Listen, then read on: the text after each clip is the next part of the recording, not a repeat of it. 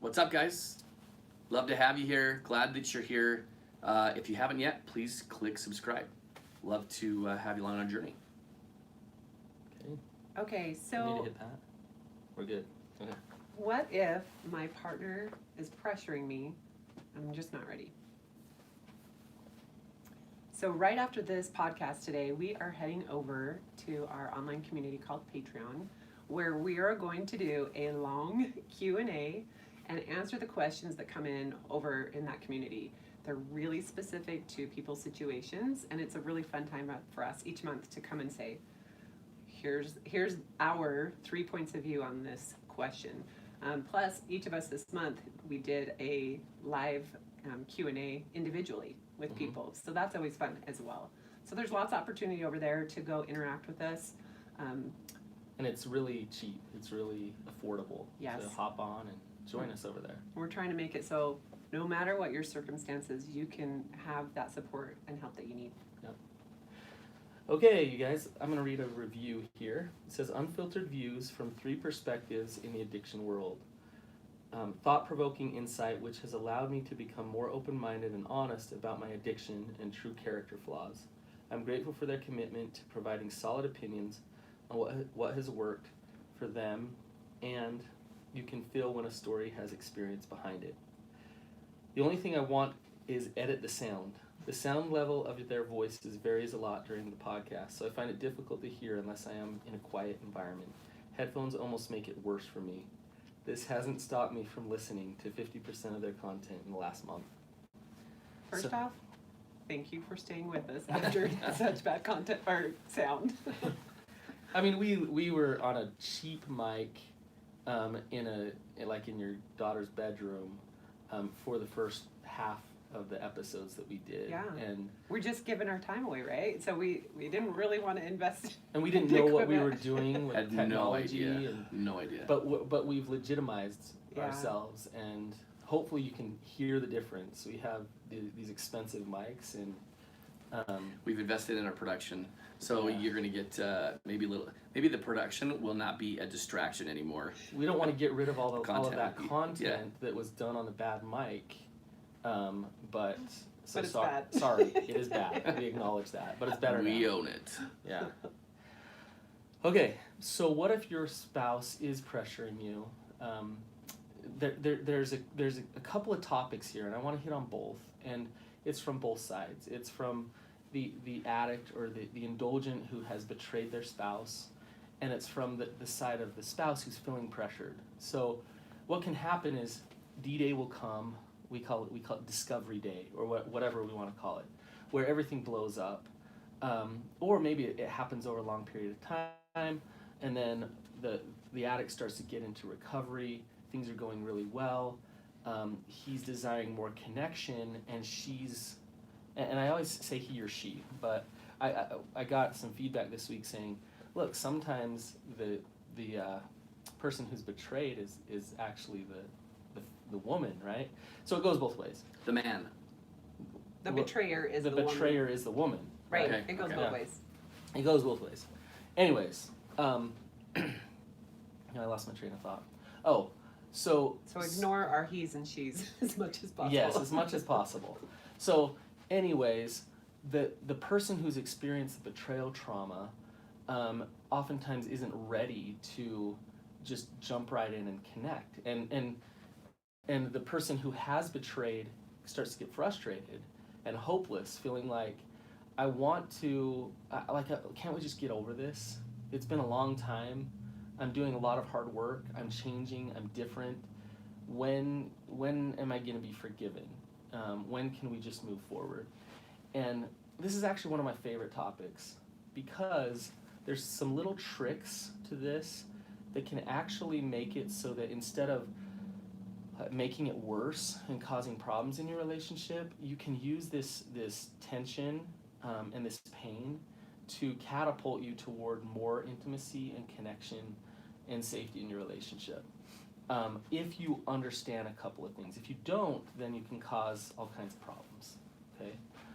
So, but first off, let's just talk about the problem itself.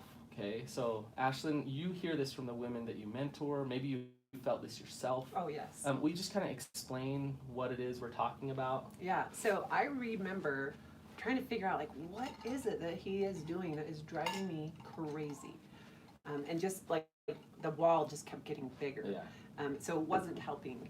And it was this bullish kind of take towards me. And our therapist, I remember her saying, hey, Kobe, you're being a bully. Like, slow down and let her do her thing and you do your thing. And sometimes I look at it and I think, I hear from women a lot that their spouse is saying, you know, look what I did. I'm doing so much good. Like, give me a pat on the back. Attaboy, you're doing it. Which, yeah, they need that. However, I'm over here deep in pain and not feeling heard. And you're pushing and bullying me to, when can I hug you? When can we have sex again?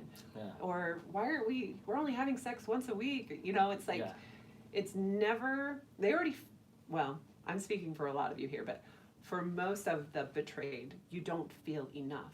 And so when those moments come, it's just that, yep, you're never going to be enough. Driving that home. Oh, yeah. Yes, it's not helpful to get you to want to connect more. The more he pouts or begs or like you say, he's being a bull, like trying to force his way in, you're not like, oh, okay, yeah. Like I just want to be connected to you. Yeah. It doesn't happen that way. Right. Does it? And the crazy part of this is it goes back kind of that episode we had that's I love you, I hate you. Mm-hmm. So you still can have those feelings of, I really do want to be with you. And I also hate you. Right. Like, why do you keep doing this? It's a turnoff when you're pushing and bullying me. Right.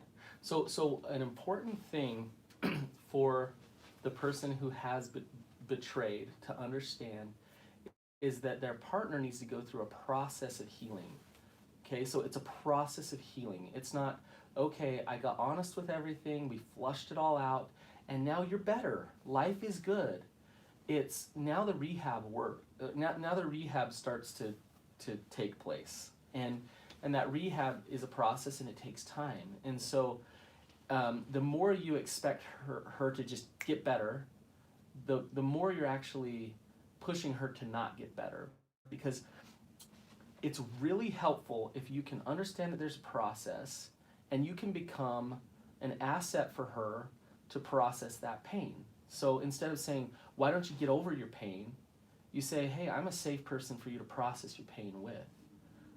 Instead of saying, why won't you have sex with me, you say, I want to understand what it's like for you to feel stuck there. Like, talk to me. I'm here for you. Instead of saying, you better connect with me as much as I want, you go to her and you say, I understand why you need space, and I'll give that to you. And if you give her space, if you give her empathy, if you're patient with it, then you'll become this thing to her where she trusts you to care about who she is and what she's going through. And it helps her process through that pain to heal, right? What are you thinking, Kobe? Lots. And this is a really insightful topic for me, because I'm reflecting back to the potential reasons why I would pressure you. And I know for sure that I would be bullish, or I would pressure you to like get over your hurt, right? Is that a fair statement? Yes. You only said it once because I was like, oh no, don't ever say that again. Yeah. When are you going to get over this? For sure.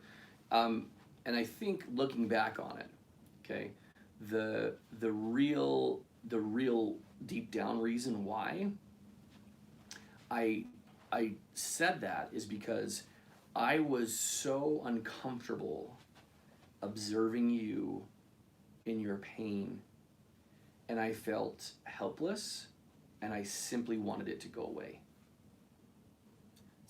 So it was a you know, it goes back to classic, like, I need to fix this because I'm uncomfortable. So I have, like, it really manifested my tolerance for discomfort for how I've hurt my partner. But this is the very point, which is, if you can't handle her pain, then what you're saying to her without saying it is that I'm weak. Is I can't handle your discomfort, I'm weak. This has to go away, this needs to be fixed. Totally. If you can handle her pain, which means you can allow her to have it, you can tolerate that she is in pain, and that some of that pain has to do with the things that you've done, that shows strength. And as that shows strength, she feels safety because she's with a person who's strong. Mm-hmm. When she gets that weakness feel from you of like, let's fix this, let's fix this, let's fix this, she doesn't feel safety, and so she doesn't want to be vulnerable and she doesn't want to connect.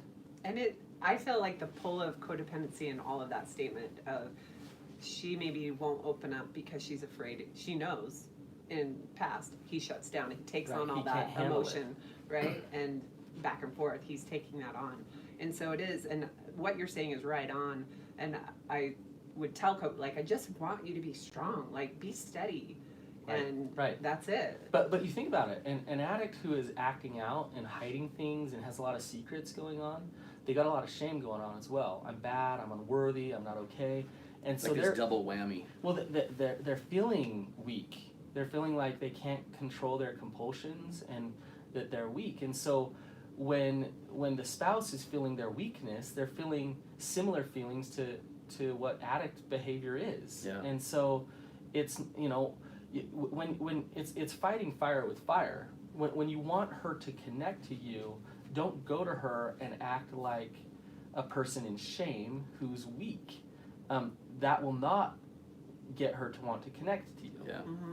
Right? So, sorry, go ahead. Finish your thought I on was that. just thinking, along with this question is a lot of like, we're still here. We've been working so long, or maybe one of you feels like I've done my work and now it's your turn, Mm-hmm. and it just seems so long. But I tell this to some of my girls. It doesn't matter how long. Like all of our process, the time is different, right? Right.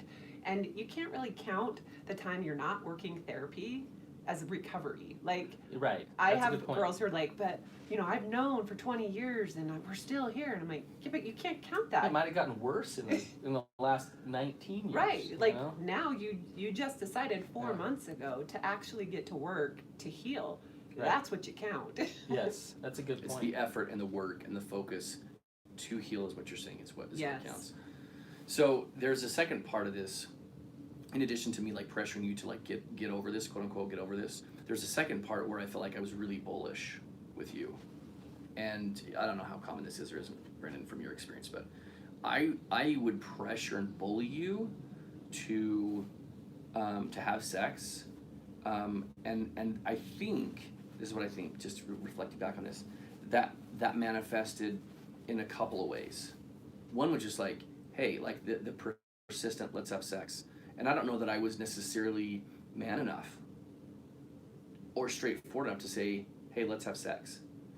But I think I would approach the subject in a really Passive aggressive.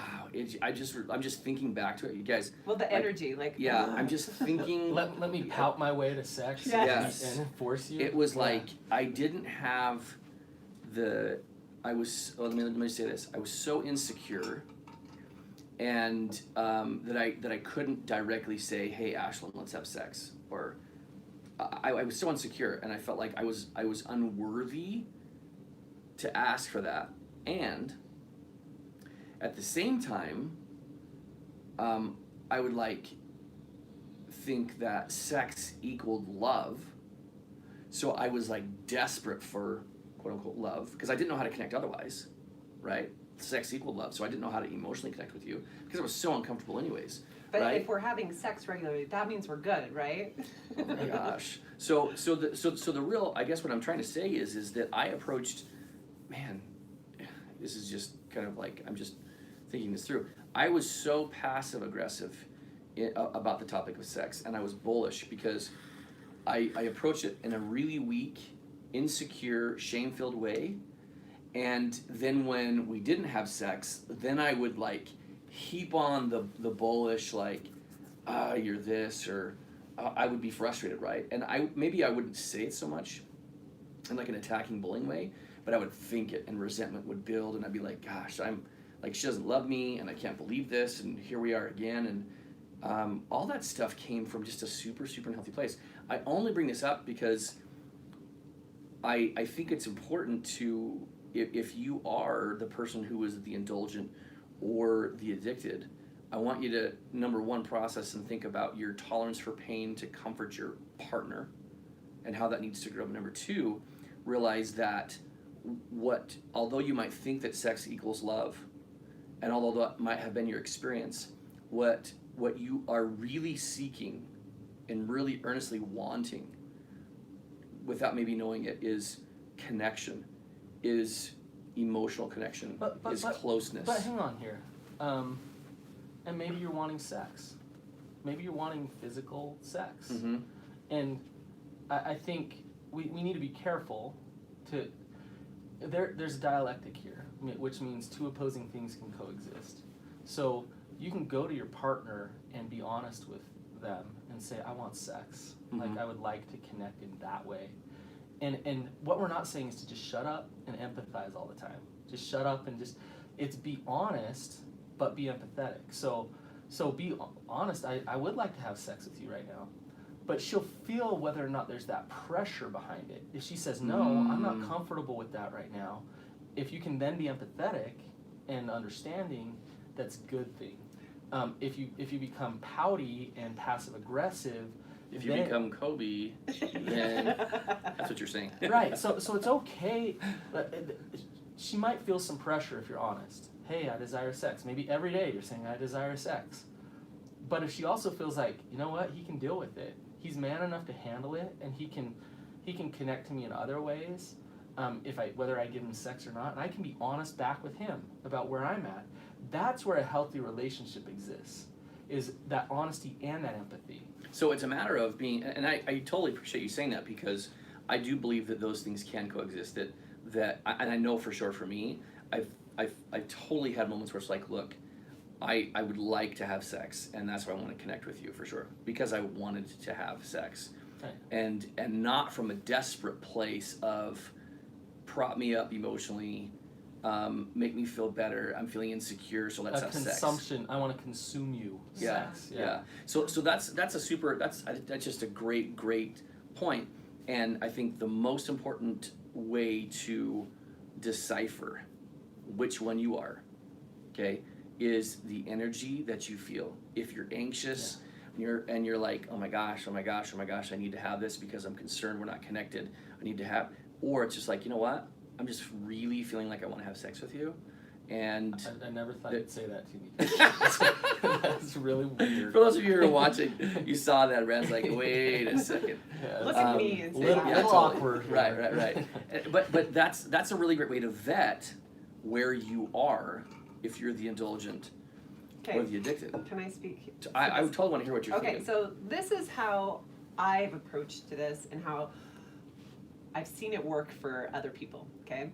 Is it goes both ways. So he could be speaking his truth and saying, hey, I miss being with you. I hear that a lot. Like, especially if they're doing a sex fast, it just feels like hopeless. This is going to be forever.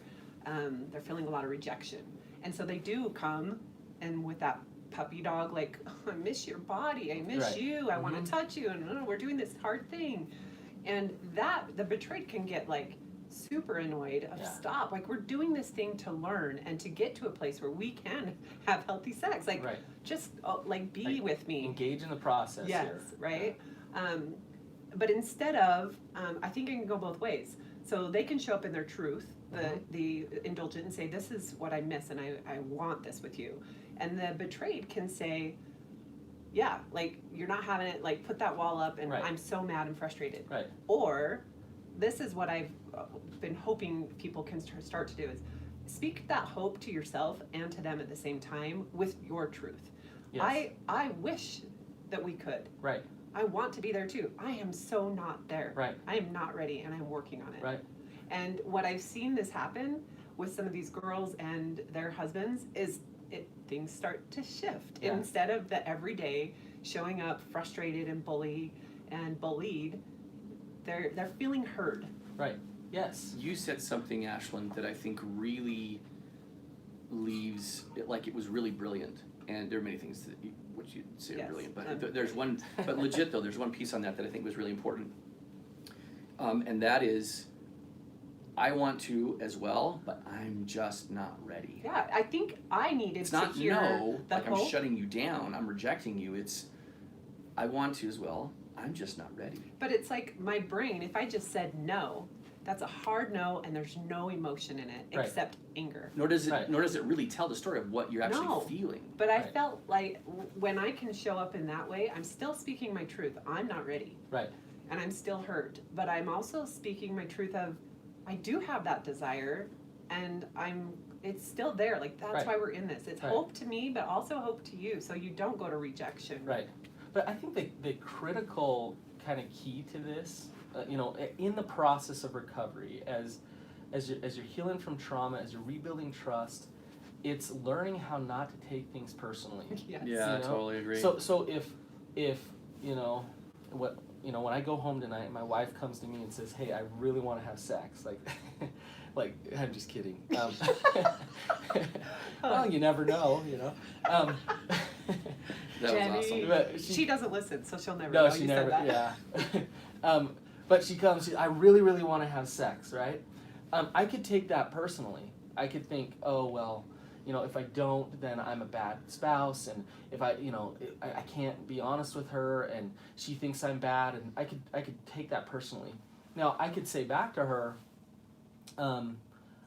having sex with you right now is the last thing I want to do, and she could take that personally. Totally. Right? But if I'm being honest, then I would never say that. There it is. But if I am being honest, then good for me, and she can deal with that, and then she can connect to me of like, oh, where are you at? Tell me what's going on. Which is what you Right? just said, like that would be extremely hard to do Yes. and not feel rejected in a statement like that, Right. Right. Like that is the last That's a thing I hard want truth. to do right now. That's the reality. Like I have zero desire. Ouch. Rejection. But that rejection is actually something that you're making yourself. Yeah. And what they think of you is none of your business. So if they're coming to you saying, Wait, repeat that last thing. what they think of you is none of your business.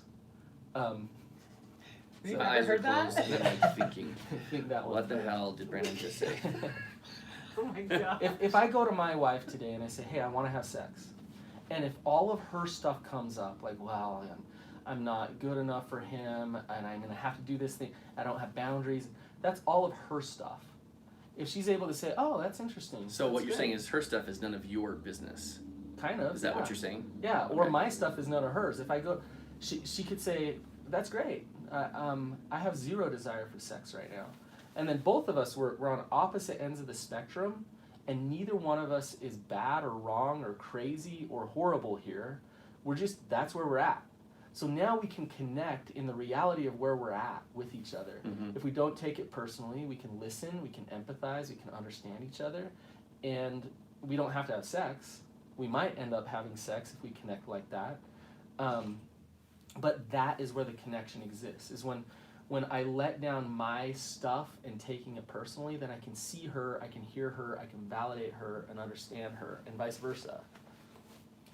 We got to keep the goal in mind, okay? So what I mean by that is it's not about time. It's not about, well, we've spent this much on therapy, or we've been to therapy for 3 years now. When the heck is this going to happen?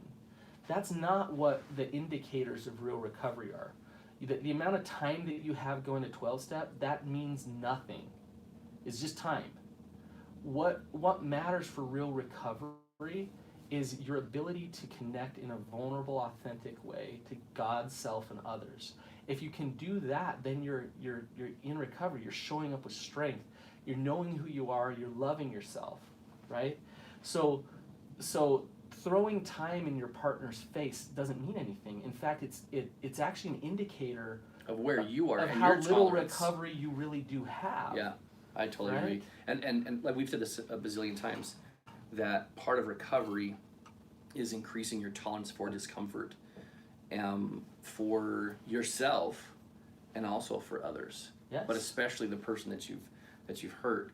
And remember the whole idea with this, remember the name of the episode, of this episode? Yeah. Say it. I'm feeling pressured by my partner, but I'm not ready. That's what I want you guys to remember. If you're the indulgent or you're the addicted, is don't pressure. And if you feel like, okay, you have to be able to understand what are the behaviors, what is the energy, what are the words that I use and feel when I am in that place of Healthy pressuring. attachment is never consumption of the other person. And what I mean by that is healthy attachment is never using the other person for your own validation and your own needs. Yeah. Love is selfless, and so love is caring and it's connecting in that way. And, Yeah. and when that's reciprocated between two people, that's what making love is. And so if you need to use your partner to feel good enough, then you have now we all do it to some degree. Sure. I gotta say. Sure. But then you have a little work to do on your security, on how strong you are individually, so that you can show up as a partner that can create that safety. Yeah, that's cool. That's cool. Well, I'm glad that you guys are here. And this was a really cool episode for me because I was able to reflect a lot about where I was. And these little moments, it's really interesting. Like these conversations like this are just cool because we can give everybody a peek behind the curtain as to where you were, Ashlyn, and what it was like to be pressured. But also, I can identify why I was thinking those things when I was pressuring you, because I didn't realize them at the time. Looking back, it's like, oh my gosh, that's totally where I was. And Brandon, this is exactly why you're the legend and you're here, is to offer that. But honestly, this is a super rad, That's insightful. why my wife always wants to have sex with me. But why are we laughing? Cue the music. Guys, we appreciate you being here. If you haven't yet, please go ahead and rate and review and subscribe, and we will see you again. See you guys.